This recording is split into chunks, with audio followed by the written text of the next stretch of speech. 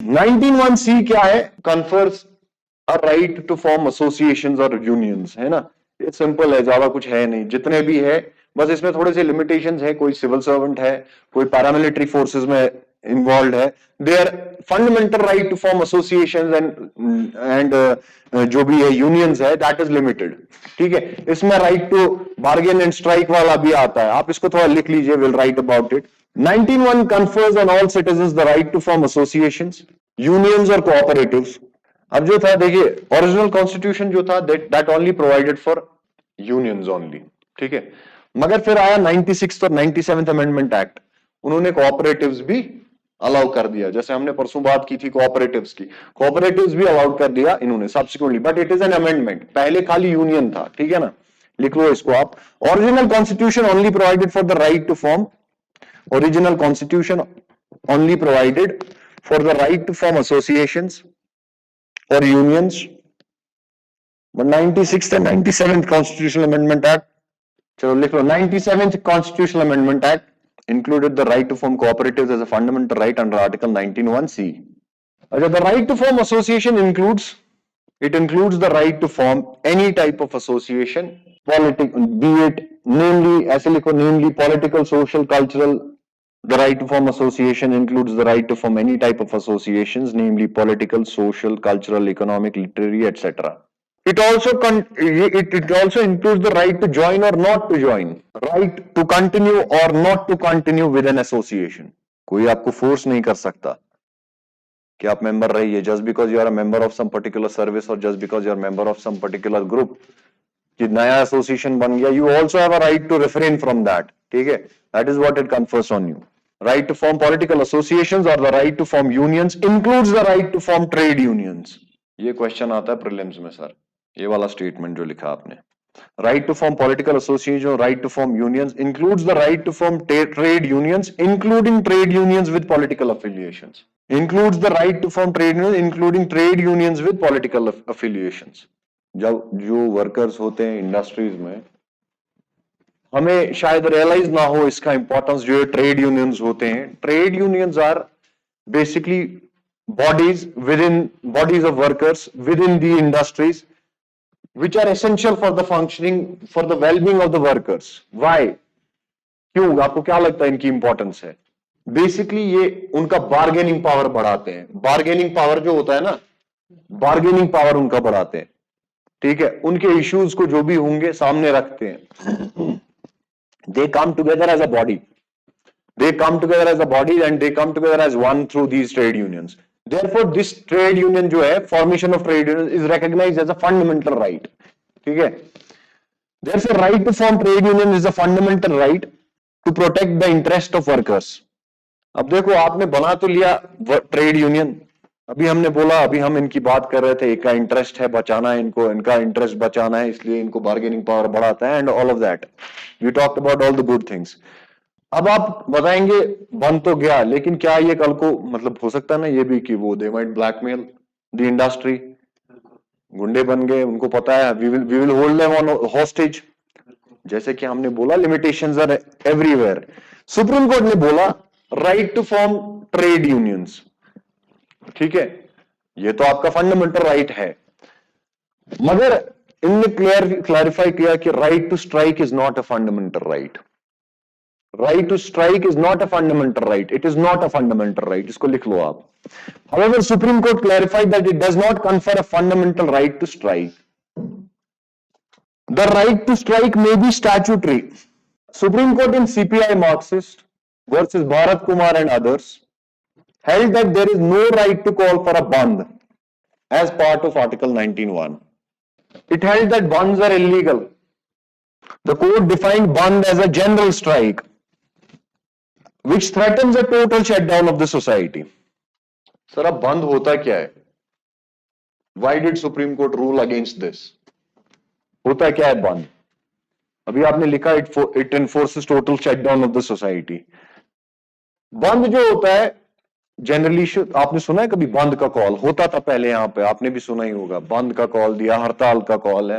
हड़ताल एंड बंद are to different things. हड़ताल किसी एक सेक्शन का है, दुकानें बंद है आज, ठीक है, आज दुकानें बंद है, ये हड़ताल है। बंद टोटल शटडाउन बोलते हैं। बंद में क्या होता है, you restrict the movement of traffic, कोई दिखा उसको अलाउड नहीं है। जब मूवमेंट ऑफ ट्रैफिक रिस्ट्रिक्ट हो गया, इसमें यह है कि ये फोर्सिबली है, अगर आप दिखे बाहर आपको, you might threaten your security, कोई आपको लाठी से मार रहा है, पत्थर मार रहा है, कुछ कर रहा है, ठीक है, तो अपॉर्चुनिटीज ऑफ अर्निंग लाइवलीहुड जो है वो भी खत्म हो जा रहा है आपका। It involve basically element of coercion, आपको डर की वजह से अंदर रख रहे हैं, बंद रख रहे हैं लोग, कोवर्जन है इसमें। अर्निंग लाइवलीहुड अपॉर्चुनिटी खत्म, कोई बीमार है, किसी को हॉस्पिटल जाना है, वो कैसे जाएगा, क्योंकि बाहर बंद है, रोड बंद है, गाड़ियां नहीं चल रही है, कोई किसी को मतलब हैंड टू माउथ है, दिन में काम करता है, शाम को खाता है, वो क्या करेगा, वो बंदा क्या करेगा। That is why this was declared illegal by Supreme Court, ठीक है ना। इसको थोड़ा लिख लीजिए आप। और the court defined bandh as a general strike, ये आपने लिख लिया। According to the Supreme Court, bond involves an element of coercion and it is associated with compulsory shutdown of offices, business establishments, workplaces, factories, etc. Thus, it violates the right to livelihood of citizens, as the citizens cannot work and earn their daily wages. Further, it results in shutdown of public transport, as citizens cannot work and earn their daily wages. Further, it results in shutdown of the public transport system, and thus it violates right to freedom of movement. जो इसके बाद आप पढ़ने वाले हैं, right to freedom of movement, उसको ये violet करता है। अच्छा, थोड़ा सा इसमें डिफरेंशिएशन लिखेंगे स्ट्राइक का। हमने तो बोला बंद इलीगल है, बंद है, क्या प्रॉब्लम्स है बंद के साथ। Now will talk about strike. अच्छा, it also restricts the right to freedom of speech and expression of the citizens, therefore it is illegal. On the other hand, hartal is not illegal. Hartal is not illegal because it is a strike and not a general strike and does not threaten to paralyze the society. अब जो हम limitations देखेंगे इसके article 33 के under है, वो आपके इसमें भी लिखा है, they are not allowed to form associations. कौन, जो भी सिक्योरिटी फोर्सेस होते हैं, पैरामिलिट्री फोर्सेस है, it is already mentioned in your Laxmikanth as well, है ना, देख लिया आपने उसको। अब है freedom of movement 19(1)(d। Now we will be talking about freedom of movement. अभी हमने बात की थी चक्का जाम है, बस ट्रांसपोर्ट बंद, बस और कुछ भी नहीं, उसके बाद और कोई उसका ये नहीं था। चक्का जाम, अच्छा आप बोल रहे हैं what about the legality of it. देखो, इन्होंने हड़ताल पे रूल किया और किस पे रूल किया, बंद पे। एनीथिंग, अगर ट्रांसपोर्टेशन बंद हो रहा है, ट्रांसपोर्टेशन पे इंपेडिमेंट पड़ रहा है, आप थ्रेटन कर रहे हैं लाइवलीहुड, आप देखो, कभी कभी होता ये है, you don't have explicitly laws for everything, है ना, you don't have explicitly limit, जो डिटेल्ड क्या है इसकी लीगैलिटी वो क्लियर नहीं होती, but you have to infer. अभी आपने देखा बंद में क्या प्रॉब्लम्स थी, अब आप चक्का जाम पे वो कंडीशंस अप्लाई करके देख लो, does it effect the society in same way. तो obviously you can very well understand the legality of it. हड़ताल स्पेसिफिक है, मैंने आपको बोला ना, इसे देखो, ये जनरल स्ट्राइक है, ये जो है ना, ये टिकी है। अभी आपने, मैंने आपको बोला ना, एग्जैक्टली मैं हूं दुकान च बंद, बस दुकान ही हो बंद, रोड तो हड़ताल में गए हो कभी बाहर आप? आज किसी, बहुत सभी गए होंगे यहाँ, कौन नहीं गया होगा। हड़ताल है, आज हड़ताल है, दुकान ही बंद है, बाकी सब चल रहा है, आपको जाना है, घूमने जाना है, कुछ हॉस्पिटल जाना है, कोई प्रॉब्लम नहीं है। ये जो है ये टोटली शटडाउन कर देता है, इसमें आपको थ्रेट रहता है, मतलब ये बंद यहाँ कम ही रहता है। जैसे कहीं पे कोई कम्युनल राइट हो गया है कुछ टाइम के लिए, वो तो सिक्योरिटी स्टेट उस टाइम प्रिकॉशंस लेता है, सेक्शन 144 सीआरपीसी के अंडर। लेकिन उसके बाद कोई किसी ऑर्गेनाइजेशन ने खुद से कॉल दे दिया बंद का, सब कुछ बंद है आज, उस दिन आप बाहर निकल के नहीं देख सकते ना, उस टाइम पे one can not risk going out, तो वो इश्यूज है। अभी आपको मैं फ्रीडम ऑफ मूवमेंट बता रहा था, we had written about internal and external. Freedom of movement 19(1)(d) के अंडर जो होता है सर, ये प्रोटेक्ट करता है, दो तरह के मूवमेंट होते हैं, इंटरनल, एक्सटर्नल। ये होता है विद इन द कंट्री, ये क्या होता है, ये आउटसाइड होता है। अब जो है आपका 19(1)(d), that protects only this part. It does not deal with this. आप कंट्री में कहां पे भी जहां पे जाना चाहते हैं जा सकते हैं, है ना, but there are certain limitations to that. ठीक है, जैसे कि बायोस्फीयर रिजर्व्स हो गए आपके, डिफेंस एरियाज हो गए आपके, स्ट्रेटेजिक कोई इंस्टॉलेशन है वहां नहीं जा सकते, आप नहीं क्लेम कर सकते मेरा फ्रीडम ऑफ मूवमेंट है मैं कहीं भी घुस जाऊंगा. आप कहीं ट्राइबल एरियाज में नहीं है, कहीं कहीं पे इनर लाइन परमिट सिस्टम था हमारे में, वहां आप नहीं जा सकते. रीजन क्या है? Because to protect the specific culture, या वहां के जो एरियाज थे, लैंग्वेजेस है, वैसा है, you can not go there. अब जो ये वाला पार्ट है, where is it dealt with? Article 21. This basically emanates from a case called Maneka Gandhi versus Union of India. ये हम 21 में अभी पढ़ेंगे, जब अभी Article 21 we'll read about it in detail. So it was dealt in that. Basically, her passport was impounded. Her movement outside the country was restricted.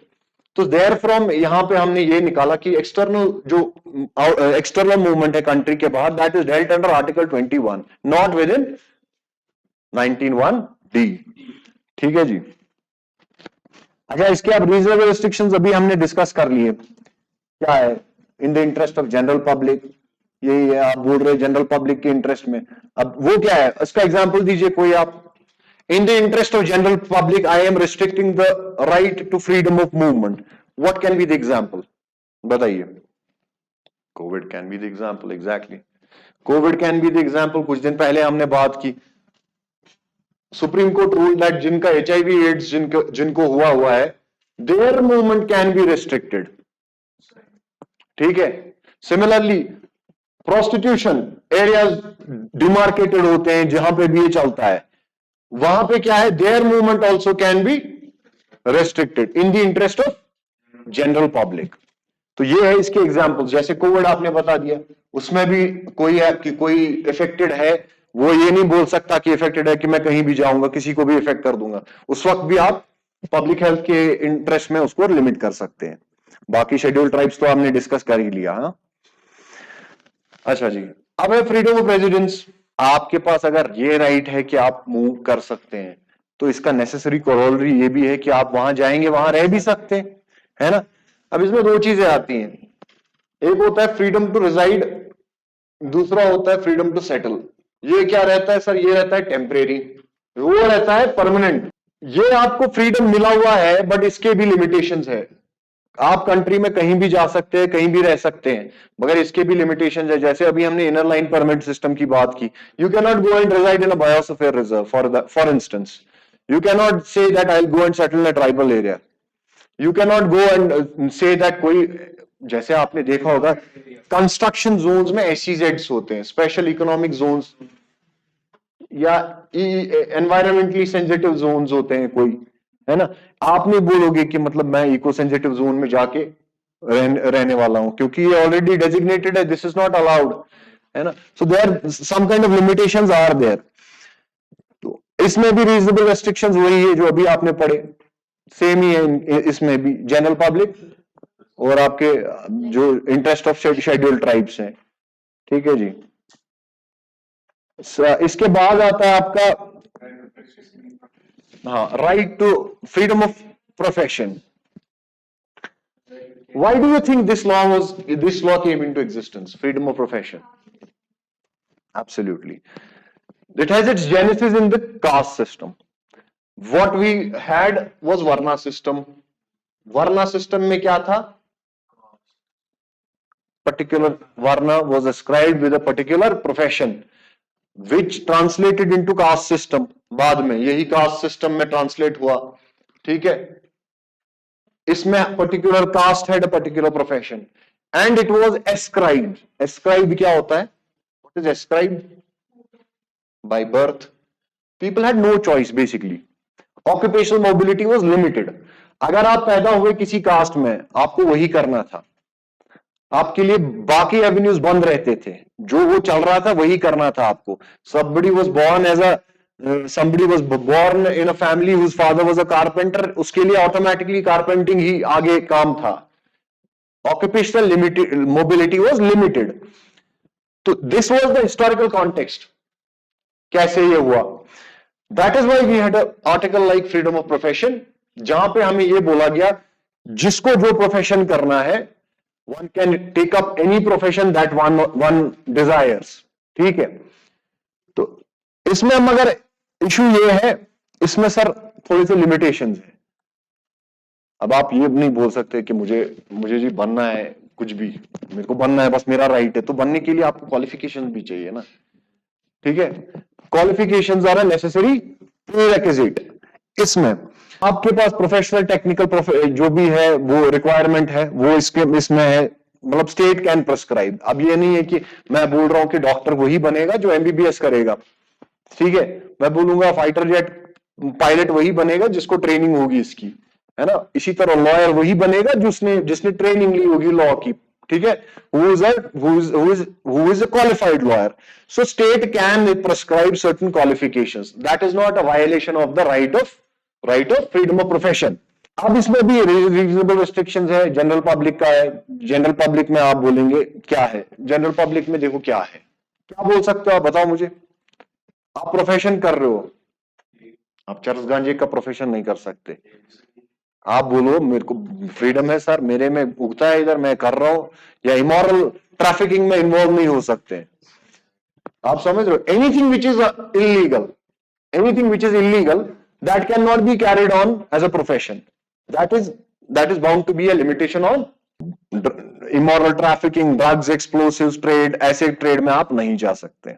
ठीक है, this completes your article 19। अब जो है, अब है आर्टिकल 20।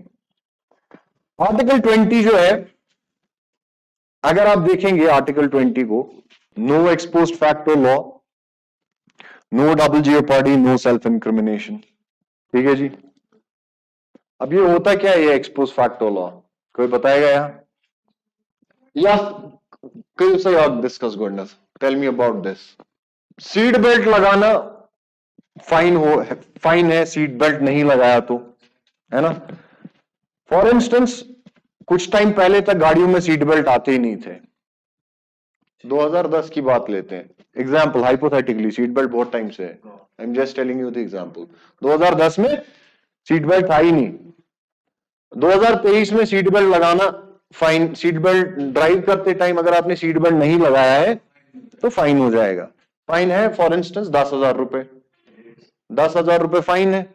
2023 की बात चल रही है। अब मैं 2010 में कैमरा में ट्रैप हो गया, मैं ड्राइव कर रहा था बिना सीट बेल्ट के, ये रिकॉर्ड है ट्रैफिक डिपार्टमेंट के पास। 2023 में मैं फिर से फंस गया इसी चक्कर में, तब भी सीट बेल्ट नहीं लगाया था, आज भी नहीं। ठीक है, what they are saying, they can punish me for not following the law of 2023। अगर मैंने 2023 का किया है वायलेशन लॉ का, जो इस वक्त फोर्स में है, इसके लिए, मगर कोई बोल रहा है कि मैं आपको 2010 का भी मैं देख रहा हूं कैमरा में, तब भी उसका भी चार्ज डाल दो, वो एप्लीकेबल नहीं होगा। एक्सपोज फैक्टो लॉ यही होता है कि that law which is in force, उसका वायलेशन, अगर जो फोर्स में है लॉ, उसका violation, that will be punished. जो पुराना लॉ है ये वाला, that is what it deals with. जो पुराना लॉ है जो 2010 का, आई can not B charge for that. That which is not in force in 2023, जो 2010 का लॉ था, वो मैं अब उसके लिए मैं चार्ज नहीं, या उस ऑफेंस के लिए मैं अब चार्ज किया नहीं जाऊंगा। ठीक है ना, ये है नो एक्सपोज फैक्टो लॉ। वही ये लिख रहा है, no person shall be convicted of any offence except for the violation of the law in force at the time of commission of the act. 2023, 2010 का नहीं। ठीक है ना। सिमिलरली, तब अगर आज क्या है, 10,000 मैंने बोला फाइन है, तब कुछ नहीं था, या मान लो 5 रुपए था, कुछ नहीं था। I can not be subjected to a penalty greater than that which is in force. अगर मैं 2010 में पनिश किया जाता, तब 5 रुपए फाइन था, आज 10,000 था। 2010 में मुझे 5 ही रुपए देना था ना, आज 10,000 देना है मुझे। उस पनिशमेंट के लिए आज का पैसा नहीं लगा सकते। मतलब शॉर्ट बात यह है कि जिस टाइम पे जो लॉ है, जितनी प्रेस्क्राइब करता है पनिशमेंट, उतना ही मुझे चार्ज किया जाएगा। ठीक है ना। ये तो हो गया आपका नो एक्सपोज फैक्टो लॉ। अब है डबल जियोपार्डी। डबल जियोपार्डी होता क्या है? किसी भी बंदे को आप 2 बार एक चीज के लिए सजा नहीं दे सकते हो, ठीक है? For instance a person is sentenced to life or 10 years 15 years in prison for some offense, वो बाहर आएगा, ही फाइंड फॉर इंस्टेंस मर्डर के लिए उसको 15 साल की सजा हो गई, या उसको अटेम्प्ट टू मर्डर के लिए 10 साल की सजा हो गई, वो बाहर आता है, मर्डर मर्डर के लिए सजा हो गई, वो बाहर आता है, वो उस बंदे को देखता है, दिस इज हाइपोथेटिकल इंसिडेंट, ये रिलेट नहीं करना है, नए कोट करना है, बस समझाने के लिए बोल रहा हूं। उसने बाहर आके देखा, देखा क्या वो बंदा जिंदा है, कोर्ट के सामने आ गया, वो बंदा ही जिंदा है। अब अगर वो उसको मार देता है, what do you think will be the case? होगी सजा, नहीं होगी? फिर से क्रिमिनल ऑफेंस है, that is a matter of debate. वो हम ये इस पे हम क्लियरली रूलिंग नहीं देंगे। मैं ये बोल रहा हूं, एग्जाम्पल मूवी एक आई थी, कहीं मैंने सुना था, शहनशाह, शहनशाह मूवी, उसमें अमिताभ बच्चन करता क्या है, वो आता है कोर्ट में, आता है कोर्ट में, आता है वो कोर्ट के सामने, जज के सामने बंदे को मार डालता है, डबल जियोपार्डी का कॉन्सेप्ट लगाता है, बोलता है ये तो इसकी इसकी सजा मैं पा चुका हूं ऑलरेडी, ठीक है? That might not be correct in the legal understanding, just for the sake of understanding मैं बोल रहा हूं, लीगली ये पोजीशन नहीं है सर, लीगली ये पोजीशन नहीं है। कोई आके मारता है ओपन में सबके सामने, चाहे उसको सजा मिली भी हो, but there can be avenues, there can be other constitutional understanding, उसको सजा फिर भी हो सकती है। But what we are saying is कि अगर किसी ने किसी एक ऑफेंस के लिए किसी को सजा मिली है, दोबारा उसको उसके लिए सजा नहीं मिलेगी। That is what you mean by double jeopardy. मगर ये जो डबल जियोपार्डी है, this applies only to criminal cases, not to civil cases. For example, आप सिविल सर्वेंट है, you are a civil servant, you have been implicated in a criminal case, आपको court ने सजा दे दी 10 साल की या 5 साल की या कुछ भी, आपको फाइन लग गया 1 लाख, बेसिकली मॉरल टर्पिट्यूड का केस था, आप आपकी इंटेग्रिटी क्वेश्चन में आ गई, करप्शन केस में, प्रिवेंशन ऑफ करप्शन एक्ट में आप फंस गया, हो गया आपका केस, मतलब कन्विक्शन हो गया। ये क्या था? This was criminal offence and court pronounce the verdict, है ना? अब हम क्या पढ़ रहे हैं? No double jeopardy. अगर कोर्ट इसको एक ही ऑफेंस के लिए 2 बार नहीं सजा देगा, हाउएवर अब इसके बाद अगर डिपार्टमेंट इसको सस्पेंड करता है based on the same offence जो उसने किया, करप्शन का, डिपार्टमेंट इसको सस्पेंड करता है, टर्मिनेट कर देता है सर्विस में, that is not covered under double jeopardy, ठीक है? क्रिमिनल एक्शन के लिए, सिविल एक्शन के लिए नहीं, ये इसको मतलब वहां से तो क्राइम तो इसने किया, उसी बेस पे अगर डिपार्टमेंट चाहे वो उसको कर सकता है सस्पेंड, ठीक है सर? ये हो गया इसका। अच्छा, सेल्फ इंक्रिमिनेशन, सेल्फ इंक्रिमिनेशन क्या है बताइए? खुद के खिलाफ गवाही नहीं दे सकता है। गवाही का मसला ये है कि मतलब, हाँ चलो आपने बोल दिया, गवाही यही है, सिंपल है, गवाही नहीं दे सकता। और there are nuances to this, थोड़े से डिटेल्स है इसमें, मतलब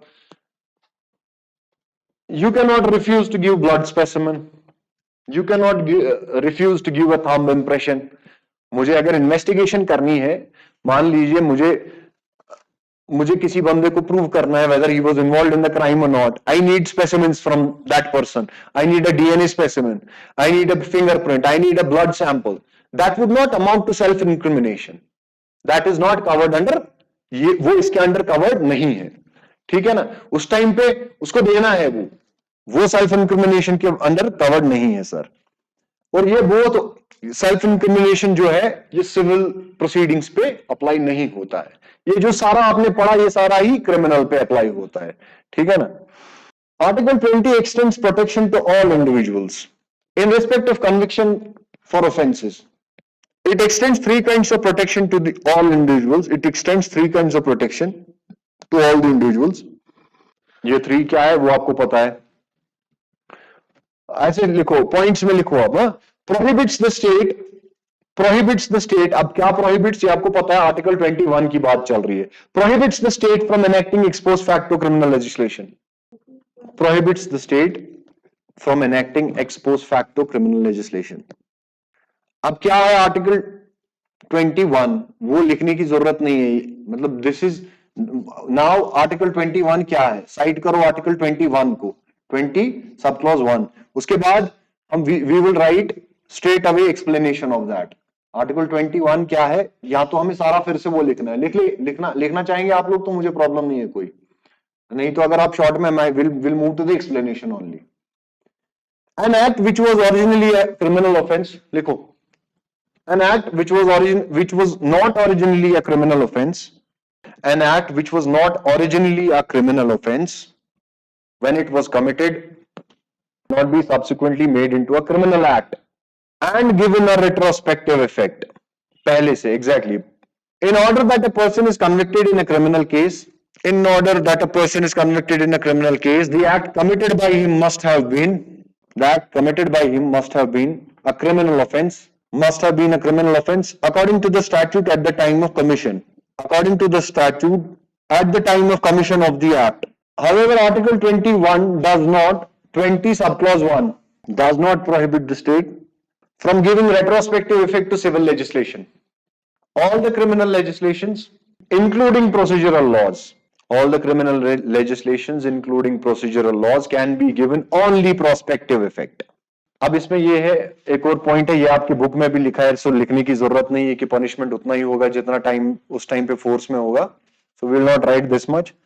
will come to double jeopardy. Double jeopardy में ये है, आपको ये पता ही है कि prohibits the state from practising double jeopardy, that you know, that is written in your book as well, so don't no need of writing it again, but article 22 लिख दो एक बार, 20 सब क्लॉज 2, इसको इसके सामने लिख देना एक बार। द रिस्ट्रिक्शन अप्लाइज, अब रेस्ट्रिक्शन क्या है, that you know, you will refer to the book 22, article 22, 20 sub clause 2, 22 नहीं है, ऐसे ऐसे, मतलब मैं इसीलिए बार बार ये बोल रहा हूं, आर्टिकल 20 सब क्लॉज 2, ये ऐसे, under article 20 sub clause 2, restriction applies only to judiciary, not to the executive. Judiciary can not punish an individual more than once for commissioning of a single offense। वो example लिखना चाहेंगे तो लिख सकते हैं, याद रहा तो याद रहे, हाँ नहीं अभी आपको लगेगा ये, लेकिन बाद में आप एग्जाम्पल से जब कनेक्ट करेंगे ना पढ़ के इसको, ये आपको सालों साल याद रहेगा, इसलिए याद लिख लो। अगर यहाँ अगर रफली आप लिखना चाहते हो, सिविल सर्वेंट की जो अभी एग्जाम्पल दी वही वाली एग्जाम्पल है, अपने वर्ड्स में लिखना चाहिए। If you want me to dictate, I will do that.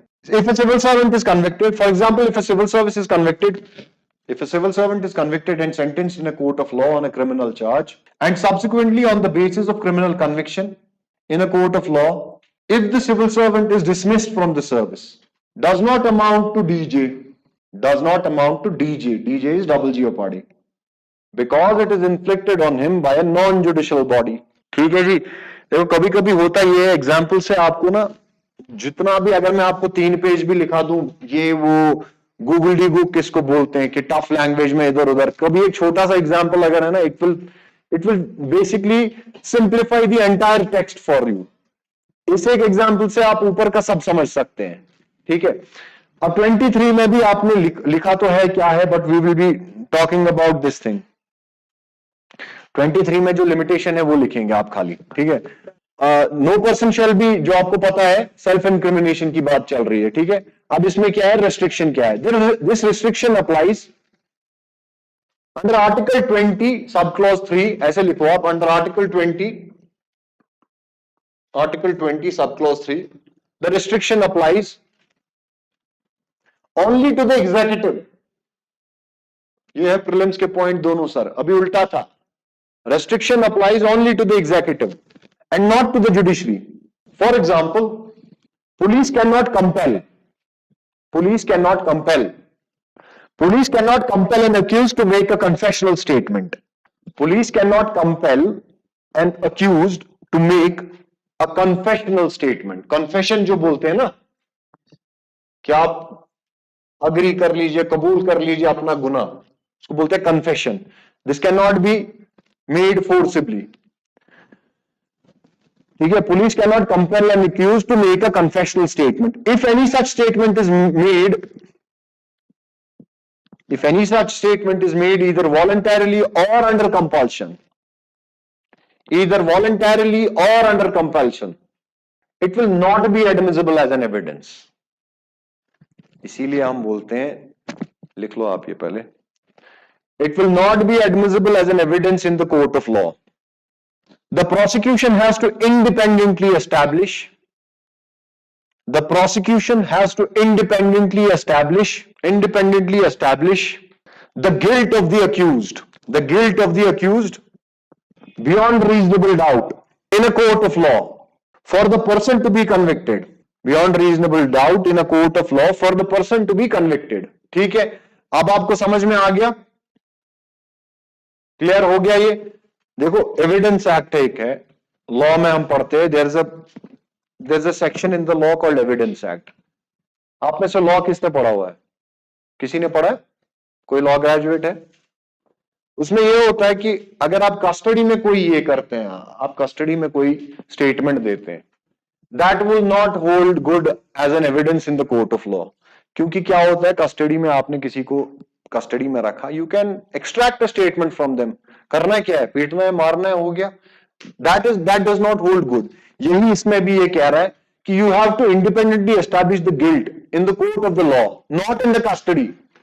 Custody में आप जबरदस्ती कर सकते हैं, आप मार पीट सकते हैं किसी को, एक्सट्रैक्ट कर सकते हैं confession statement, that will not hold good. ठीक है ना? अच्छा, और इसमें यह भी आपने बताया कि कोई ये बोले, sir we did not do anything wrong, we did not employ any kind of force in the custody. It was a voluntary statement that the accused gave. Even that voluntary statement is not acceptable, क्योंकि it आपको क्या है कि it provides a way out for the executive then या police, वो किसी को भी बोल सकता है कि तुम बता दो कि ये वॉलंटरी था, ये इनवॉलंटरी स्टेटमेंट नहीं था. वो इनवॉलंटरी को भी वॉलंटरी बना सकते हैं ना. इसलिए जुडिशरी ने क्या बोला कि वॉलंटरी हो या इनवॉलंटरी हो, दोनों ही नहीं चलेंगे. आपको खुले कोर्ट में ये साबित करना होगा, इनका गिल्ट एस्टैब्लिश करना होगा. ठीक है ना? अब देखिए क्या डिफरेंस है छोटा सा. अभी आपने देखा ये पुराने वाले डबल जियोपार्डी और इसमें क्या डिफरेंस पाया आपने, बताओ. What was the difference? We are only writing restrictions. क्या limitations थे दोनों में, बताओ यार. Anyone? लिखा आप लोगों ने, अभी सोचना ही नहीं है इसमें, अभी अभी लिखा आपने. जुडिशरी एंड एग्जीक्यूटिव दोनों जगह पे क्या था, बताओ. डब्ल्यूजीओपार्डी में ये कह रहे हैं कि judiciary can not punish individual. यहां जुडिशरी लिमिटेड थी. हाँ. किसमें? डबल जियोपार्डी में. इसमें कौन लिमिटेड है? एग्जीक्यूटिव क्या कर सकता है? एब्सोल्युटली. सेल्फ इंक्रिमिनेशन का जो लिमिटेशन है वो किस पे अप्लाई होता है? No self incrimination on executive. Judiciary पे नहीं है. कैसे नहीं है आप वो देखेंगे आप. हाउएवर इफ, वो तो समझ ही गए ना आप कैसे है ये. जुडिशरी पे हमने अभी बोला कंपल्शन ऑफ द एविडेंस आपको पेश करना है कोर्ट में. स्पेसिमेन चाहिए, डीएनए स्पेसिमेन चाहिए, फिंगरप्रिंट चाहिए, ब्लड सैंपल चाहिए. So that is allowed under this. ठीक है? However, if the accused voluntarily makes a confessional statement to the judicial magistrate, if the accused voluntarily makes a confessional statement to a judicial magistrate, it will be admissible. It will be admissible as an evidence in the court of law. अगर आपने confession किया लेकिन इस time आप magistrate के सामने कर रहे हैं. मैजिस्ट्रेट क्या है? मैजिस्ट्रेट जुडिशरी है ना? Is a part of judicial system. That is admissible as evidence in the court of law. समझ गए आप? इसके सामने भी कर सकते हैं. मैजिस्ट्रेट क्या है? Magistrate is not a part of executive. Magistrate का जज है, वो जुडिशरी का पार्ट है. अगर उसके सामने आप कर रहे हैं, वो तो उसके सामने तो आप ये नहीं कर रहे हैं. अगर वॉलंटरीली कर रहे हैं आप उनके सामने, तब वो एडमिसिबल है. अगर वॉलंटरीली, कंडीशन इज, मैं आपको बताता हूं, मैं देखो होता क्या है, कहीं पे नहीं होता है ऐसा.